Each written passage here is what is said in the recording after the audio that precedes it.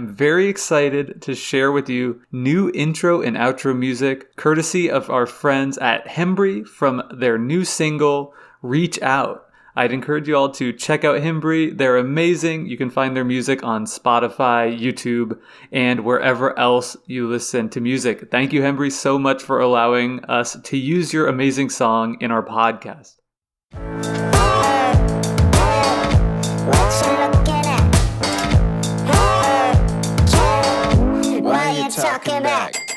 Welcome to Decision Space, the only podcast that takes place right here between the turns in your favorite games. I'm Brendan. And I'm Jake. And this week, we're back with another What We Talk About episode to discuss the types of feedback in games. How are you doing this week, Jake? I am doing very well. I am just made it back to St. Louis after spending 10 days in Kansas so I could participate in a multi-week kickball tournament. And shout out to my Love Garden Squids. Just a little bit of lore in the background of our last episode. There was a little bit of tension in the air because me and Simon knew our teams were going to be going up against each other on Sunday. When we played Simon's team in the regular season, they beat us 18-3, but we were able to get our revenge in the quarterfinals 8-3 and move on, where we ultimately lost in the semifinals to the reigning champion in one of the most epic kickball games I've ever played in. We were down 0-6 after about 2 or 3 innings, fought all the way back, tied it up 8-8 in the 9th, took a 1-run lead in the 10th, extra innings. They got one back. We were unable to score in the 11th, and they did win on a walk-off. But it was a lot of fun. And so I'm still glowing and just jazzed up about that experience. If you have to end a season, that's a good way to end a season. I mean, if you have to end it in a loss. Obviously, exactly. The best way is to end it winning it all. But yeah. We felt like we left it all on the field. That's awesome.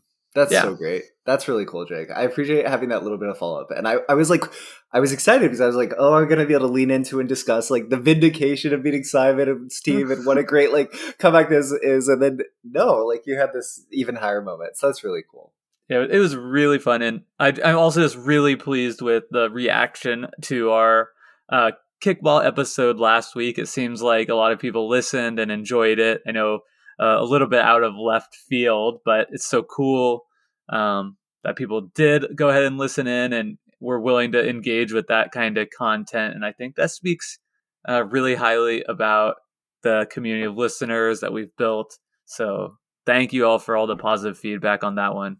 Definitely. We're a board game podcast first and foremost, but I think when people allow us or when we allow ourselves to just really lean into the fact that the heart of Decision Space is just that we're a podcast about the decisions in games, I think that's when we make some of our most interesting stuff. So as much as y'all have an appetite for hearing us discuss things that aren't just board games, I think Jake and I are always excited to do it because I think it teaches us things about board games too.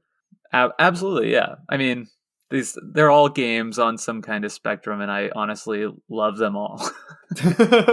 And on that note, talking about loving them all, for all you pre-planners out there who want to prepare for future game episodes, obviously this is one of our more topical What We Talk About episodes. Next week, though, we're going to be doing a traditional deep dive decision space exploration of the game Villagers, a drafting tableau building game. It's really it's sort of an interesting card combo system that's more rigid than most card combo systems that I've ever seen. But that game just had it's a Kickstarter game that just had another big Kickstarter expansion, and you can also play it on Yucata if you're interested in checking it out. And then the week after, we're going to be playing a very we'll be exploring. I don't know that we'll be playing it live on the show, but exploring a sort of classic card game in Jaipur. So if you want to prepare for that, intimate 2-player resource trading game, it's sort of a numbers on cards game that pretends it's not. And I think that will be another interesting discussion. A numbers on cards game that kind of is a lot deeper than it might first appear. I wonder if Brendan's going to enjoy that one at all.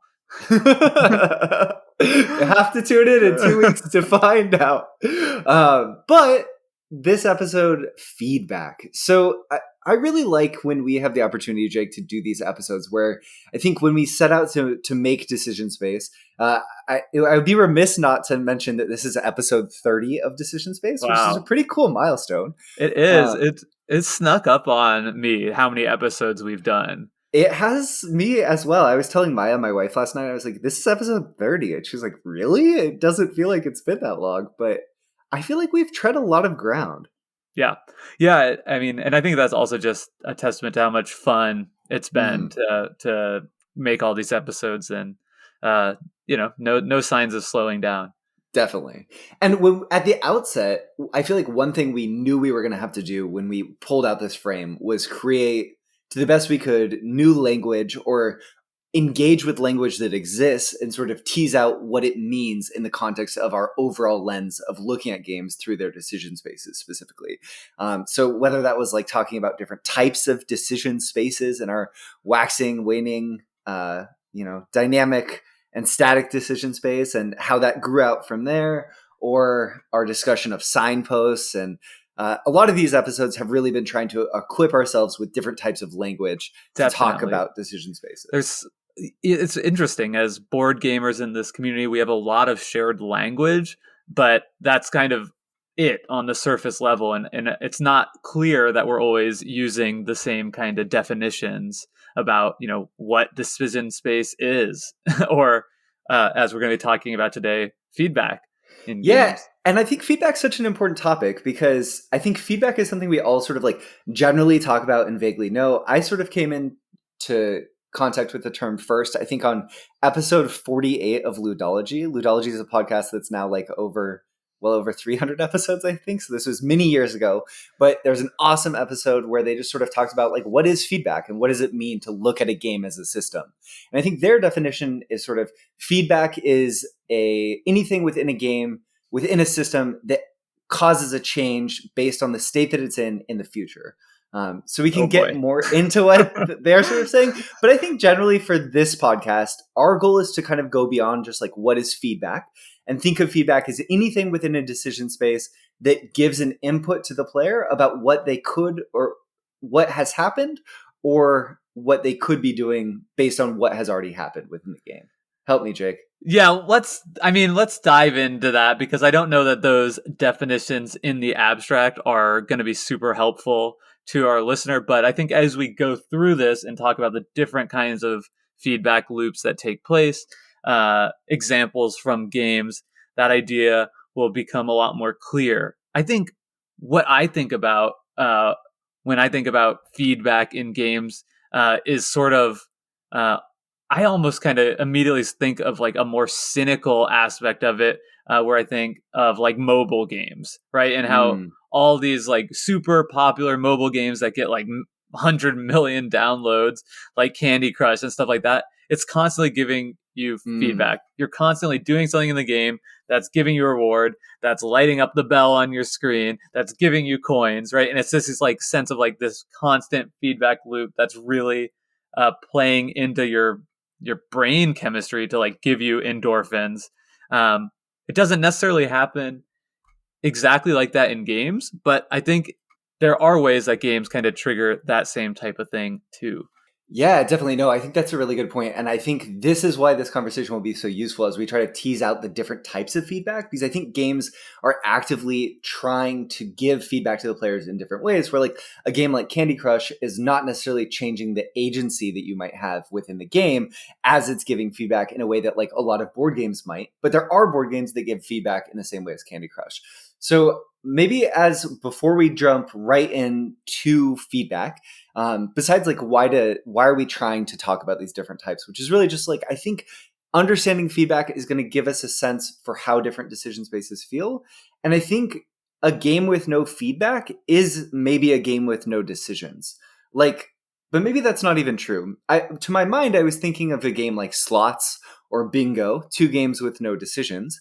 But even those games have some feedback, which maybe we'll start to tease out in this episode. Yeah, I know now it's clicking that you said slots. I thought you said sloths. It's like, what is that? I'm intrigued. So some like kind of like war style card game, or yeah, definitely. You play over 365 days and you can only play one card a day.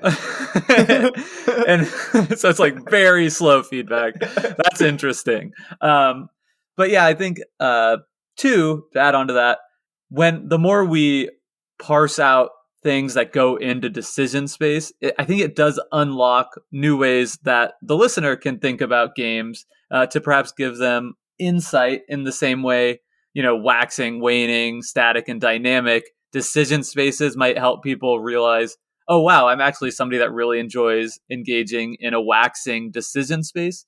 I think as you listen through this conversation and we try and define different types of feedback loops in games, it might have that same kind of effect where it's like, oh, I really enjoy engaging with this type of feedback loop, where this other one over here, for whatever reason, doesn't appeal to me in the same way. Totally. And I think while we discuss these different types that we sort of identified, we might talk about some of the consequences on the game for them. No type of feedback is necessarily good or bad in a game. It just has consequences for how the game plays out. And I think that's probably the best kicking off point to talk about the first type, because this is probably the most consequential in some ways in how a game feels and can shake out. So we're going to mostly, I think, contextualize our conversation in positive feedback and then talk about negative feedback and what that does for games a little bit more at the end. But positive agency loops. So this is the type of feedback that most people are talking about when they're talking about feedback in games. So this is the idea that you do something in a game that gets you a resource or something, and then that increases your agency to do more of that thing. So maybe as an abstract example, you get food, which allows you to plant a farm, which allows you to get more food to plant more farms. So your agency overall increases as you play the game, and that loop of planting crops to get food, which gives you seeds maybe to plant more farms. A lot of economic games are sort of based on this sort of positive agency loop, your ability to do more as the game goes on. Yeah, and I think, should we kind of get into some of the examples of games that do this well? So I guess one of the ones that I'm thinking of right off the bat is Underwater Cities. That's one we've covered on this podcast before. And that one has these three distinct production phases. I guess two during the game and one at the very end of the game before you score. And at that point in the game, all the buildings that you've built are going to be paying out in some way, whether that's giving you kelp, giving you credits, giving you steel, giving you science, or giving you victory points. And so it has this real tempo to it where you start out resource poor, and then you get paid out in all these resources, and you have so much more energy. You have so much more ability to take actions and accomplish things in the game, which in and of itself is building more infrastructure on your board, so that the second time you get to the production phase, you're getting even more, which just plays back into that same loop. So I think it's a really clear example of that positive agency loop that you're just defined. Another good example from the podcast, I think, is Keyflower, which is a game where you start with your only resources are your workers. They're both your currency and your worker placement resources. And then over the course of the game, you're getting new tiles and then upgrading those tiles that allow you to do more powerful effects. And generally, though sometimes workers will leave the system, most of the time, more workers are being added to the system. So the amount that you can do on turn one of the game versus the last turn that you take, the last round in winter, is just a huge difference in the amount of actions that you're taking in a given round, and the sort of different things that you're doing.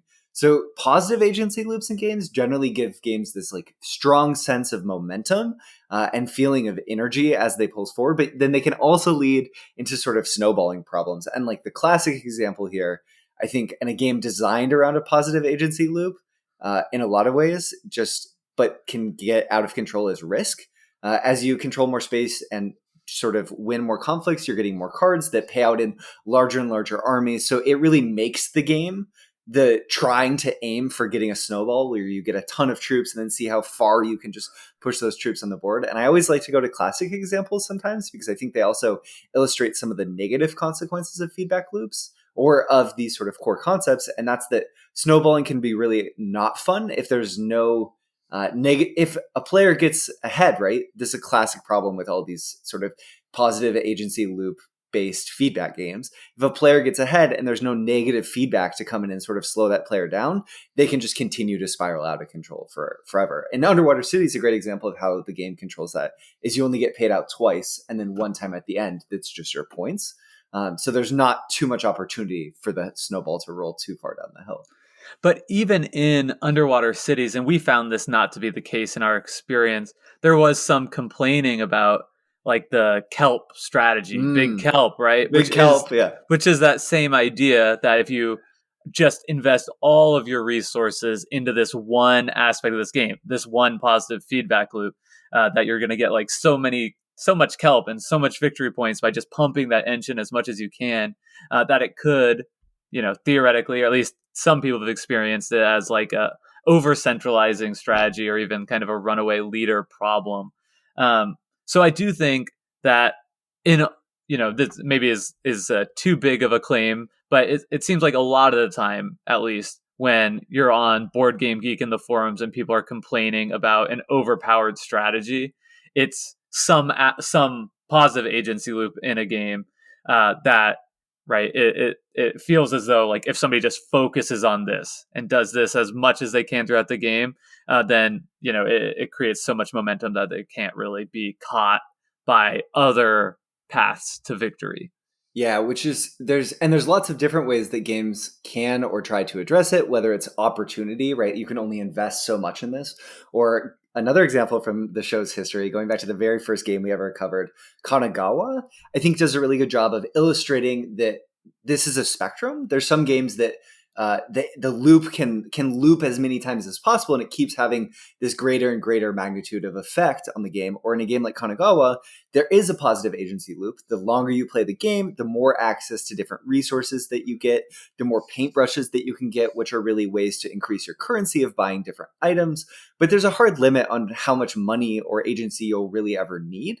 So once you get to a certain threshold, there's no reason for the loop to loop anymore and have it be meaningful, because you've hit the ceiling of where the positive agency loop could end up, which I think is a sort of interesting way to add a little bit of momentum while keeping sort of a ceiling or a tighter band on the game and not letting it spiral out of control. Mm-hmm. Yeah, and just to go back to your point about kind of the feel of these decision spaces that are sort of centered around the positive agency loop, is I think you find that a lot of these games can also struggle with tempo at times. Like there can be a challenge for designer in sort of reining that in, because I think a lot of these games that focus on this type of feedback are the kind of games that, it starts out like very quick. We're all taking really quick turns, but then at a certain point of the game, it's like the last two rounds could take as long or longer than, the previous 5 or 6 rounds combined. And I think Lost Ruins of Arnak is a great example of that, where you're building up by buying items and getting additional resources in the early part of the game, and things are just like so snappy.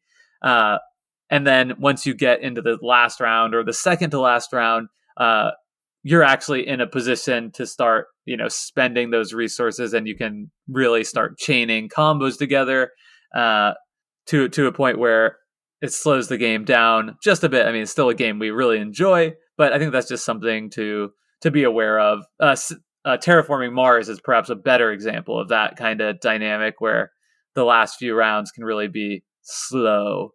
Yeah, definitely. Terraforming Mars very less tightly bound in a lot of ways than Arnak. Arnak's such an interesting example because it happens in such subtle ways. You just add a few cards to your deck and you reveal a few new sites that give slightly more resources, and then all of a sudden you feel like you have so much more agency to run up the temple track in that game. So another one that I feel like we'd be remiss not to mention, because it's sort of, we've been focusing on games that I think highlight the positive agency loop, is a game like Dominion, which I think it has this really important positive agency loop where you're getting new cards that allow you to do more on a given turn in the game, right? Like if your base deck, you have very little agency in what you can buy. As the game goes on, you're getting more currency, but you're also getting cards with more powerful effects. In the base game, things like Smithy or the Village that are just building actions and draws on top of each other to potentially combo.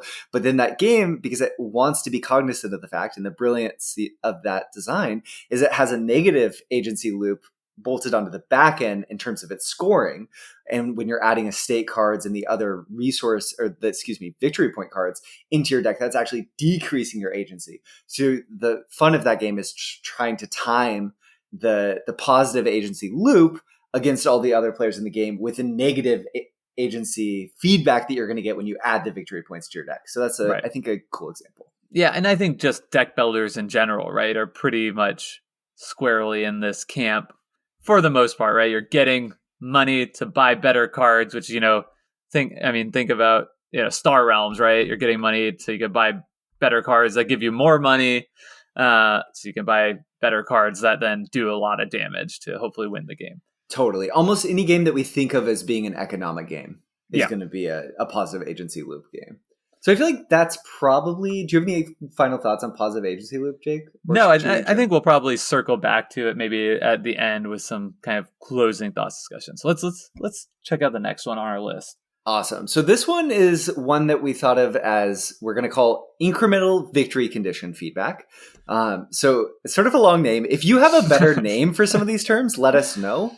But this is an idea where it's feedback within the game that doesn't actually increase your agency in terms of progress in the game, but gives you feedback at how you're doing the game, right? So in this example, maybe in a game you're getting food, but instead of getting more food from that food by planting it to grow crops, you're getting food to sell that food to gain points. So it's making agency or potential leave the system. So another example of this is like in Arnak, when you move up that temple track, yes, you're potentially getting agency from some of the little resources that are on it, but you're also just, as you're increasing, getting feedback as your points increase every step that you get further up the research track. Yeah. I hope I'm getting this right, but I think a great example of this for me, and a classic example, is Castles of Burgundy, where you're getting... throughout the game, you never really get more agency. Your first turn you take in the game is just as powerful as, the last turn. You have the same amount of, there's small tweaks to that, of course, but you have the same amount of die. You're getting 2 actions. You're taking tiles, placing tiles. But over the course of the game, completing territories, right, is going to give you this big boost of points where you get to race your marker around the scoring track outside the board. And I think that's kind of the feedback here. That's like, okay, you're doing well. You're getting success. You're getting the majority if you're the first person to complete certain areas and taking that tile. So I think to me, that's kind of a great example of this. In neither case are you increasing your agency in the game, but it really feels like, oh boy, that's like 30 points right there. Woo! Yeah, totally. And the payoff from the territories is such a great example of that too, is like it starts so high and then goes lower as the game goes on. Another example that came to mind for me that has basically no agency loop and is all incremental victory condition feedback is Welcome to, the roll and write game that Jake and I really enjoy, that we covered previously on the show. That game, on every given turn, your agency is actually going down as you're filling in different spaces. But the way that game gives you feedback is by giving you points for different things that you're doing, whether it's building pools or parks. Those give you short-term feedback, potentially getting different arrangements of real estate, which give you feedback, or even sort of the objectives cards that you can, the first player to get them gets a few more points than a different player. Those are all examples of just incremental victory condition feedback. And I think we're saying incremental victory condition feedback because it could be points, but it might not always be points.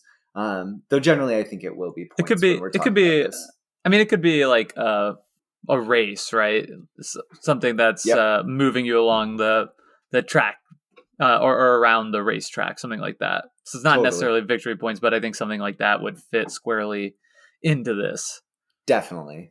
I think another good example will be when we have our Jaipur episode. That's another game where your agency isn't changing very much. There's a little bit with getting camels, where you can have really swingy turns, but overall, the feedback in that game is more so about the game paying you out with points at different points in time.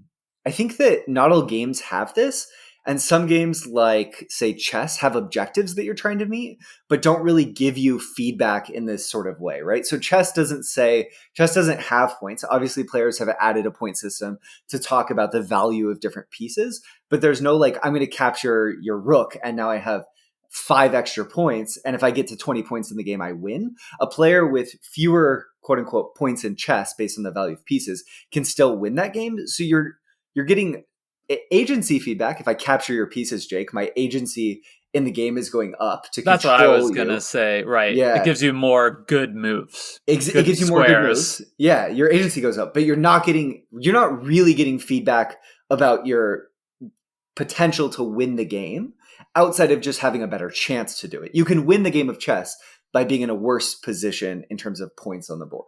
Yeah, I guess if you were playing chess on like the app that was tracking like who's in the lead, Mm-hmm. that bar would be the incremental victory condition track. But of course, that doesn't exist on the table in a game of chess. Exactly. Yeah. Just like an imaginary thing that we've strapped to chess to help Yeah. us learn. Yeah. Yeah. I think that one interesting thing is some games sort of hide the outcome until the end of the game.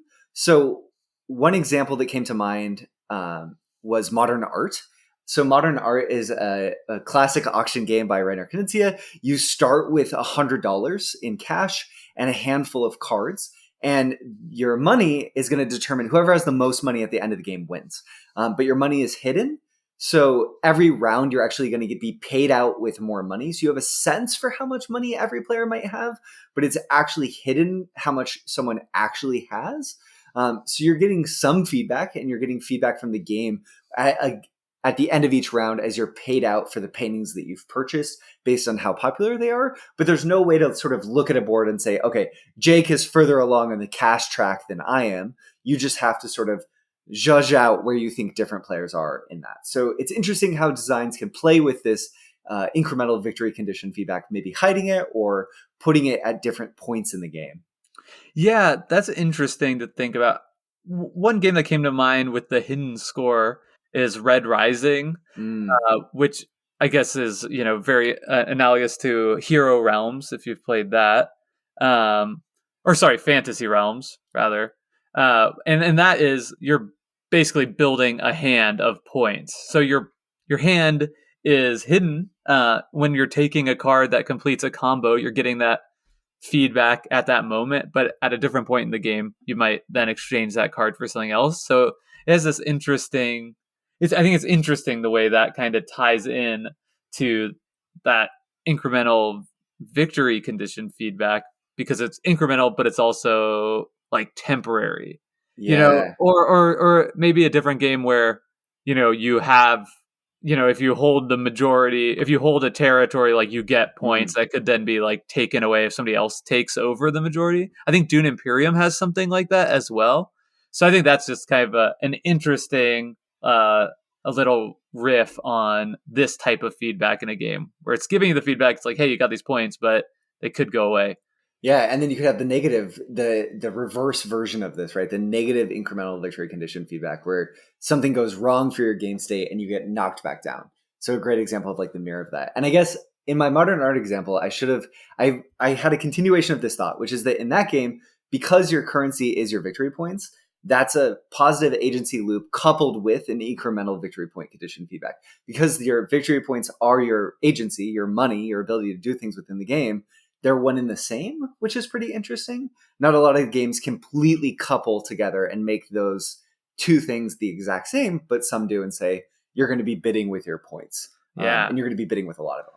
Five Tribes does the same thing, and I absolutely love it in that game. It just makes it so visceral, right? When you're like bidding, you're like, oh, these are points. It makes it feel so different.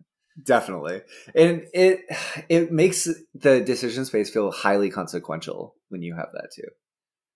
So maybe the next one that we can talk about is one that Jake and I have discussed on the podcast a lot before, sort of in passing.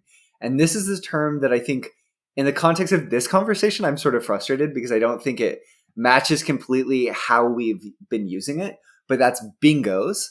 So bingos, of course, are the sort of rare and notable game states that players might achieve through a combination of skill and luck. So Jake and I have used this. It's a Susan McKinley Ross term. She's the designer of Quirkle, and she's coined it in a really good GDC talk that you should definitely listen to if you're curious. And it's basically sort of these like notable things that could happen, like filling in your whole board in patchwork, or shooting the moon in a game of Hearts, or playing a perfect game of Castles of Burgundy, like Jake and I discussed on that show. It's like feats that you could feasibly accomplish in the game, but are so rare that they're this really exciting moment of feedback when it happens, where the game's sort of saying, look how great you are. You did this really difficult thing. Yeah. And the interesting thing, I think, with that is like it doesn't necessarily mean that it has nothing to do with your score, right? Like if you achieve it, you've won because of some other means. So this is something that's like beyond that, like layered on top of that, right? If you complete the perfect game of Patchwork, you've won the game that you're playing in, right? But it's separate from that. It doesn't actually give you any points to do that. Yep. Or It's agency. right. It's like in a video game, it's like an achievement is what Yep. it is, right? I Totally. wonder if that might even be like a better kind of terminology for this. Yeah. Is like an achievement, because when we think about bingos, right? When you talk about the incremental victory when you think about like welcome to, right? You're getting this points. Sometimes it feels like a bingo. Like a bingo is when you get the exact card you need with the exact feature on it to complete the exact thing. Like that feels like that. So maybe that's not so maybe it just has two different definitions, but I think that's kind of the way I'm thinking about it. It's like something like pops up over your head. Like I just played a game of Lost Ruins of Arnak, and for the first time ever, I got my magnifying glass all the way to the top of the track and my book all the way to the top of the track, and I like screenshot it and shared it in our Discord because I was just like so excited to like, okay, like achievement unlocked, I've done this thing in the game. Yeah, I think that's a way better way to think about it and to phrase it. So I think maybe we'll rewind and we'll call it, we're gonna call this the achievement feedback, which I think it fits so much better. And I think colloquially maybe we'll keep using that term bingo for when we're trying to suss out what we're feeling. But I think in thinking about this type of feedback, that's exactly what it is. Yeah, it's something that you can brag about as a cool thing that you achieved. And I think it's good because it helps distinguish it from the next type of feedback that I wanted to talk about, which maybe a traditional bingo in the game of bingo. Some people are going to be mad and say bingo's an activity, you jerk. But I think bingo's a game. Is jackpots. And I would say that jackpots are a form of feedback that are just output randomness. They're positive feedback, but it doesn't actually tell you anything that you did well. It just rewards you for doing something generally. So it's a form of feedback, but it's not helpful in terms of adding depth or nuance to the decision space, right? So in the game of Yahtzee, you can just, if you roll the dice and you get a Yahtzee, all of your dice are the same die value, right? You roll your 6 dice, you get 6 sixes. Great, you got a Yahtzee. You didn't do anything. You didn't make any decisions. All you did was you played the game, and the game said, "Congratulations, you did the best thing you could possibly do in the game." And I think that the interesting thing about Yahtzee is that there's sort of nuance in what a Yahtzee means, because if you do it the first time, first try, it's a jackpot.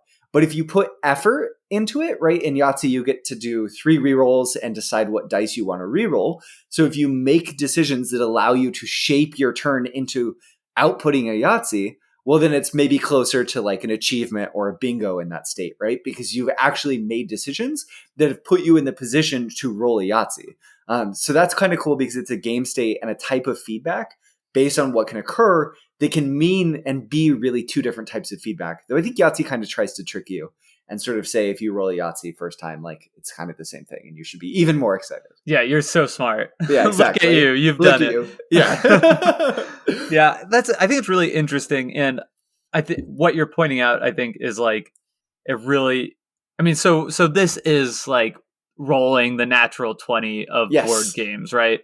But, the interesting thing about rolling a natural 20 is like, you're still like choosing an action in Dungeons and Dragons. You're like, I'm going to attack with this, or, I'm going to try and jump across the creek, whatever. I'm not very experienced in role playing game, but I think I'm making the point. And so I think like very often in gaming, the times when it's just, your first roll Yahtzee devoid from any decision at all are very rare. And more often it will come up as the result of some agency, uh, right? It's just like the perfect outcome, and so lucky that you got the outcome that is, it's more of like the heart of the cards to go for Yu-Gi-Oh, right? It's like there's one card in my deck to that gets me out of this situation in a game of Magic or Keyforge. So I'm gonna play my turn so that I hope I draw that on my next turn. And when you Sure. do it, to me, that's a jackpot. Even though Interesting. it's still like there is potentially a lot of skill that went into like shaping the game state to get to the point where that jackpot could happen. Interesting. I like that. So decoupling the definition from like not having agency, because there are situations that can really feel like feedback that are jackpots within games that do have agency. I'm intrigued. I'm Yeah, with I you. don't know. I mean, I think your definition makes sense, like from a strictly like academic standpoint. But when you think about the world of, like applying it to actual games, Yeah, yeah. it seems like very, very rarely would it actually be devoid of any agency. I like this too because I think that translates a little bit better to a negative version of this, which I don't know if there's a word for this, but it's like a fail pot or like a non pot or something, right? Where you like, you know that you have a 95% outcome in the decision that you're making. So you're going to make that decision. And then there's a 5% chance something could go terribly wrong. And it does happen. That type of feedback is real and it definitely does exist in games. It's not super common that games are designed to have that sort of mechanic anymore. But the flip side, like there's definitely sort of things that could occur. I think that's a great one and an important one that we should come up with a better name for. What, you Maybe don't like fail okay, maybe pot? maybe failpot's fine, but we gotta commit to one because I think that's something that comes up in our conversations actually kind of a lot when we talk about games that have the potential just to fail, right? Yeah. Like my favorite game of all time, Bruges, has that where you could just by sheer luck get the wrong rolls based on what you have in your hand, not be presented with the right type of right color of cards that you need, and it's way outside your control. You just got varianced out of even being able to play the game. I Or you mean, could do nothing. Oh, Magic the Gathering has it in spades. It might be like the most defining part of Magic the Gathering, which is, sometimes, right? It's or poker, maybe even a better example. Like you sure. can you can go all in on pocket aces versus 2-7, the worst hand in the game, uh, And lose. and lose. Yeah, so I don't know. I mean, I think that is a interesting, like the reverse jackpot is a type of feedback all in all of itself, and maybe it's the same thing. Really, what we're talking about is extreme Yeah. probabilities taking place. If you, dear listener, have a nice term you think is better than failpot as the inverse of jackpot, you should let us know, whether it's in our Discord or by responding on Board Game Geek to our blog post or on Twitter. We'd love to hear from you. Yeah, one thing it makes me think of too, and I'll shout out as I was, the YouTube algorithm gave me these videos of Magic the Gathering that I was watching the other day, and I'm gonna Google the guy's name and put it in the show notes here. But the videos were titled something like "The Most Unlucky Game of Magic the Gathering Caught on Camera," and it goes through, the person has the combo online and they just need to see like one threat, and it goes through like watching them see like 30 cards, and it does the math. That's like a 1 in 500 chance, and it happens in like the championship of this game, or like the luckiest game of Magic ever, that shows the person drawing like exactly the 3 cards they need in order as their only possible out to win the game. And I mean, I think like having that possible in the game is like that is what makes Magic Magic, and I think it is what makes Bruges so exciting to me too. Like having the opportunity for these like crazy outcomes that happen is something that I think really impacts like the feel of the decision space in a way positively for me, in that it's like I want to keep going back to it, like just because I want to see what's going to happen. Totally. Because in a way, like games that allow this have potential for such higher highs, and rare high highs can be so fun to chase despite the low lows that might push you away from the game. They can just feel like garbage. Right. Yeah. So I feel like that kind of rounds out our conversation on positive types of positive feedback in games. And the negative feedback, I think, is basically this sort of inverse as we've been talking about of a lot of these. But I think Jake and I would be remiss to not finish this episode by just talking about some examples of at least negative agency loops and negative incremental victory condition feedback in games. So maybe we can do that, Jake, and then close with a few final closing questions. Sounds great. So, in terms of negative agency loops, again, these are things that happen in a game that reduces your ability to do that same act or do something else within the game system in the future. So, one example of a negative agency loop in a game is the disease spread in Pandemic. Basically, in Pandemic, if a number of disease cubes end up in a given space, 3, and then another one is going to be placed there, there's an outbreak and it adds a cube to every single space around it. So that's a version of negative feedback because it decreases your ability to deal with that problem in the future.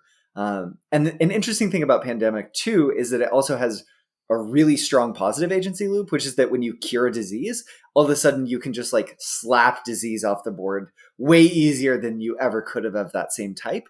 So like Dominion, that's another example of a game really built on these sort of dueling positive, negative agency feedback loops. And the players are trying to really steer the positive loop and the negative loop and control them as much as possible. Yeah, absolutely. What do you think about a game that has like a one-time ability?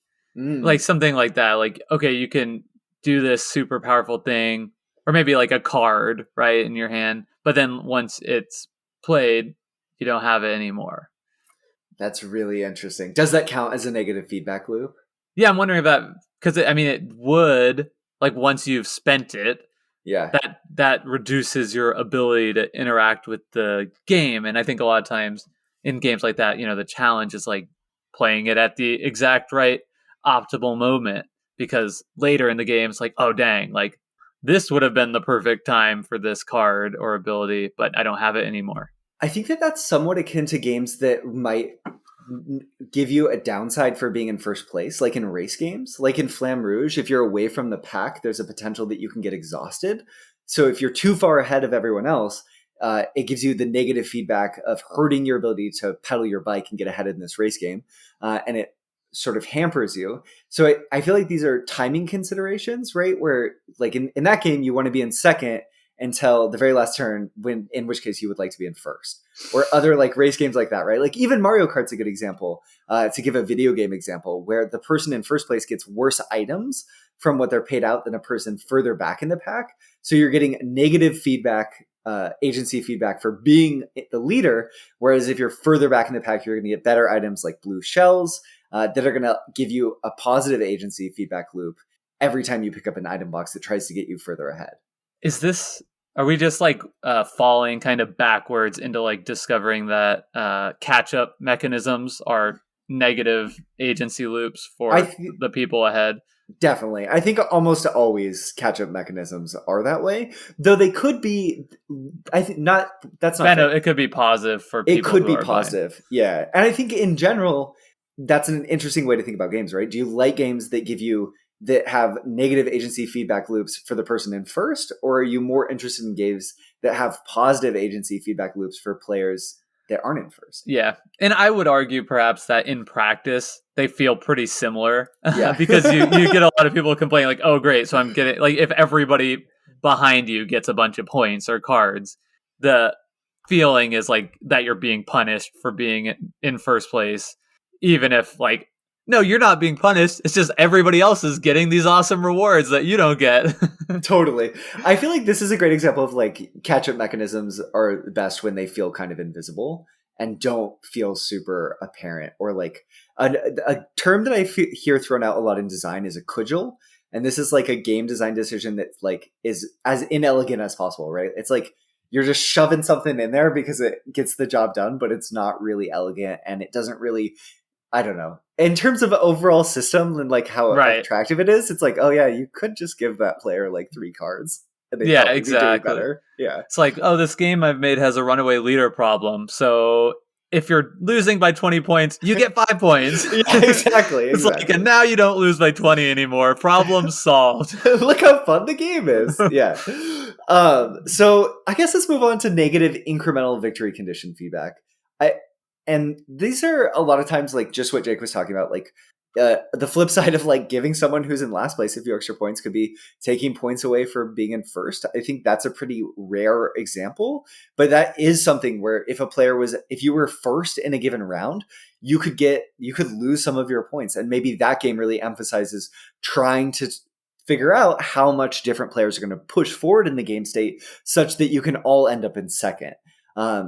I think more pertinent examples are something like the Mind came to my mind as a negative incremental victory condition feedback, because every time you fail, you lose a life in that game. So that doesn't affect your agency within the game. You're still the core task of playing cards in ascending order is just as difficult or just as easy for your group as it was previously, based on when you start the next round. But you're just getting that little bit of negative feedback that you're closer to losing the game. Yeah. Yeah. I mean, I guess in some ways you could say it reduces your agency if you've lost your last life. Yes. You can't the game's over. Yeah. That's interesting. And I wonder if like many kind of cooperative games have more lean into the negative agency loop than competitive games. I know Spirit Island does something very similar, right? Where if you aren't able to clear off the invaders, then they're going to blight the island, which is ultimately a loss condition in the game. And it can also potentially, if you're on the island space that's getting blighted, it could remove your presence as well, which would be the negative agency loop. So it's another one of those examples that's kind of both. Yeah, that's really interesting. I think Burgle Bros is another co-op game that has similar things going on as you sort of get more items and affects the abilities that you have and also information about the board. But also there's a mechanic that just like the longer you're there, the harder it is, I believe. It's been a long time since I've played Burgle Bros. Yeah. I wonder if it's kind of hard for me on the spot to think of any examples of cooperative games that don't have negative loops of some kind. It seems like that's almost like mandatory for the game to be a game. Yeah, I think beyond something like super abstract, like no, we're gonna just like color a picture together on a piece of paper, right? Which is really okay. If Bingo's a game, I think coloring a picture is that's just an activity. Okay. But I'm gonna call you on that one. I think this one's pretty self-explanatory, though, in a lot of ways. So, Have you played the game Rummy Cub, Jake? Nope. Okay, then we're going to move on. When we were talking, because I'm not going to venture and wade into these waters and pretend that I can do this on my own. I was talking about this with Maya last night, just different types of feedback in games. And she was like, okay, I'm tracking with this idea, but what about Rummy Cub? And I was like, oh, yeah, what about Rummy Cub? That's really interesting. And what about Rummy Cub? Jump into our Discord. The link is in the show notes. And please tell us, because we apparently don't know. Yeah, let's talk about the types of feedback and is there a lot or a little in Rummy Cub? I want to talk to you.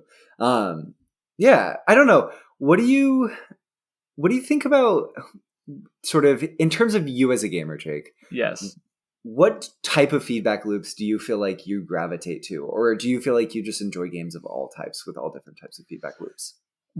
I mean, I definitely am an omni gamer. I think one thing that is sort of revealed to me over the course of this podcast project and came up in this conversation today is I really like games that have the possibility of jackpots and negative jackpots, bad pots, whatever. I feel like there's some obvious term that we are just like not thinking of. What do they call it in poker? I don't know. Maybe being snake bit. That's not a thing in poker, is it? I think that's a thing. That sounds like a Texas term. Interesting. Anyway, like I like games that have the possibility of that, and even better if like skillful play enables a better chance of hitting that jackpot. You know, even if it's moving a 0.5% chance of something happening to a 2% chance. I think that's something I really enjoy, and I find that games that enable that, at least in my experience, are some of the games that have like the highest skill ceiling in being able to like manipulate those odds through perfect play. I was just having an interesting conversation about this with somebody else. I was about, like basically is poker like a high skill ceiling game, even though the best player in the world could lose any given hand to like a bad player compared to chess. And like for me, it definitely is like there's just so much skill and fun to be found in these types of games. Yeah, I think for me, poker is definitely a high skill, high luck game in a lot of ways. Yeah. I think in terms of, for me, what sort of thinking through this feedback, types of feedback that games can give, one thing that was intrigued me is I realized that I think I really enjoy games with positive agency loops, but I like when they have ceilings on them. It turns out, like, I really love Kanagawa. I love that I get a little bit of a taste of building up my engine, but I love that it's not an engine building game. I don't know if I realized that before. Like, I like games like Underwater City, but then games like Arnak, where you have a little bit of potential to build up, but it's not a game about snowballing necessarily. It's a game. These games, Arnak and Kanagawa, are more games about efficiency. I guess, whatever. Underwater City's a game about efficiency also, but in sort of a different way. I think I am intrigued by the fact that I'm sort of drawn to positive agency loops that have that sort of cap on top. And I don't think it's negative feedback in a game like in these games. It's just sort of the ball can't roll any further. And I think those intrigue me more because it doesn't then make the game pushing the snowball down the hill as faster than everyone else. It makes the game slightly something else in the decision space, which is cool. Definitely. I do think these positive agency loops and discovering them are some of the most like exciting aspects of learning games. And it does feel really satisfying, but I do think like these games, when unchecked, often I take issue with it, whether that's from like bloating the end game up to a point where I find like, it's too long, or, a certain strategy becomes over centralized. I do think having that cap on it or something pulling it back down is super important. And yeah, I guess like when I think of my favorite game, like my favorite designer, Stefan Feld, is a designer that really leans into the incremental victory conditions and that type of feedback, whether it's Castle of Burgundy, Bruges, Carpe Diem. All of those games are really, Carpe Diem is a great example of that, with like the forum scoring and the way you're kind of targeting what your scoring conditions are going to be. I think that like it creates like a more puzzly experience in some ways, which is something I just really enjoy of being kind of presented with similar choices, but like a different puzzle, like different inputs and outputs every turn. And yeah, I guess that's something that just really suits my preferences. Yeah, that's awesome. And we've talked before too about how we both love games that have room for achievements, and how exciting that can be when there's like conversation that comes out of it. And I also see that you added a note about how does this interact with sports. And I think that's a really interesting question, and a good follow up to the kickball episode, because I think sports are really interesting in that they're games that when you play sports, I think generally they're based on incremental victory condition feedback, right? There's not a lot of sports that give you a temporary bonus or a temporary downside, though there are some, right? So, like in hockey, if you there's like going to the penalty box and then you have to play down a player, that's a negative agency loop in the game of hockey. That's really cool. Red cards in soccer will send you off and you'll have to play down. You can foul out of a basketball game. So there are real negative agency loops in sports. Not as common, or any that I know of, where you get to bring an extra player onto the field. But that sounds like it might be a lot of fun. If we could kind of work that in. But yeah, it's interesting too. Oh, I have one really quickly, Jake. I'm sorry. Yeah. In bowling, this is an example of an incremental victory condition feedback being tied to a positive agency loop. If you bowl a strike, you get to right, and if you on the last all the way frame. to the end on the last frame, you get to go again. Yeah. Oh, there it is. Yeah, we cracked it. Yeah, I do think it's really interesting. And then also, there's like, again, there's like feedback in execution, right? Like if you're playing golf or disc golf and you take a shot, like the ball or disc is your feedback. Like, Yeah, did it go where you want? Did it go like 100 feet, like less far than what you were hoping you could do? Like, there's your feedback right there. If you kick a kickball into the air and your opponent runs underneath it and catches it and you're out, like there's feedback right there too. So, I mean, I think it's, in some ways like this feedback is omnipresent in sports on just how successful you are in what you're like actually trying to execute on the field or your team is trying to execute.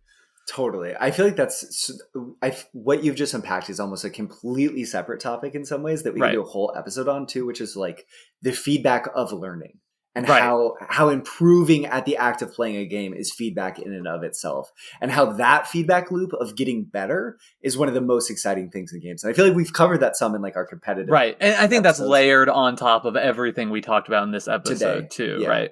definitely.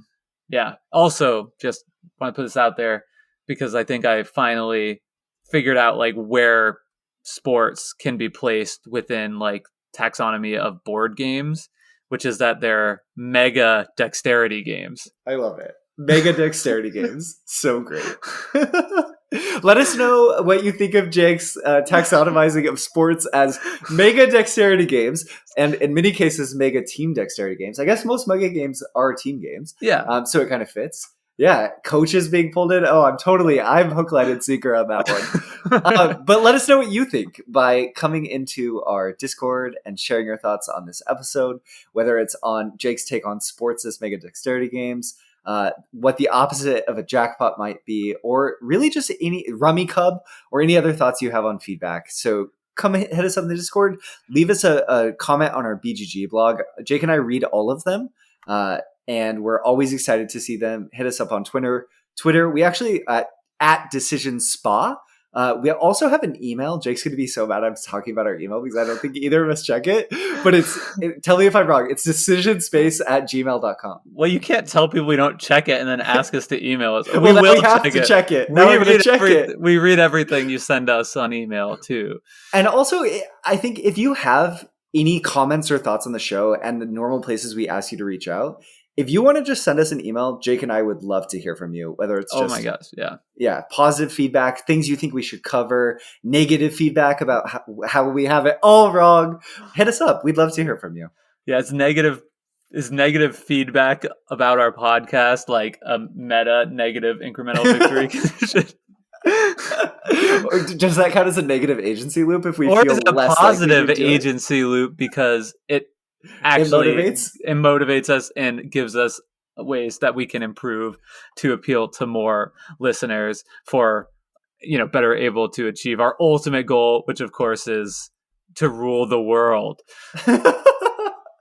Or just, bring more people into the conversation in decision space. So just know, as you share the podcast with your friends, you are aiding Jake's quest to rule the world. Yeah, well, I just want to say also thank you again to our friends at Hembry for our brand new intro and outro music. They are friends from many of whom, maybe all of whom, are based out of my hometown of Lawrence, Kansas. So really grateful to them. And I would highly recommend that if you like the snippet of the song you've heard here, check them out on Spotify, YouTube. They're awesome. Great. And song is called Reach Out. And I think with that, I guess the whole Decision Space podcast is in Kansas now. And we'll see you next week with a conversation of villagers. And then again in 2 weeks to talk about Jaipur. Take care, y'all. Bye.